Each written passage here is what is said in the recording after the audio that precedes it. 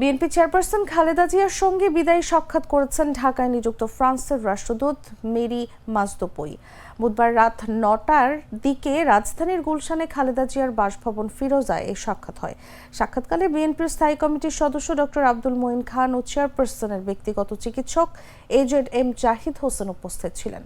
বৈঠক শেষে আনুষ্ঠানিকভাবে কোনো পক্ষ থেকে কিছু বলা হয়নি, তবে সূত্রে জানা গেছে প্রায় ১ ঘণ্টা ব্যাপী এই বৈঠকে দ্বিপাক্ষিক সম্পর্ক, সমসাময়িক রাজনৈতিক পরিস্থিতি ও পারস্পরিক স্বার্থ সংশ্লিষ্ট বিষয় নিয়ে আলোচনা হয়।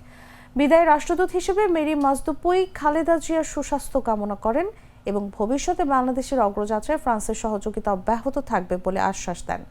অন্যদিকে খালেদা জিয়া ফ্রান্সের প্রতি কৃতজ্ঞতা প্রকাশ করে বলেন, বাংলাদেশের গণতন্ত্র উন্নয়নের জন্য আন্তর্জাতিক সম্প্রদায়ের গঠনমূলক ভূমিকা সবসময় গুরুত্বপূর্ণ।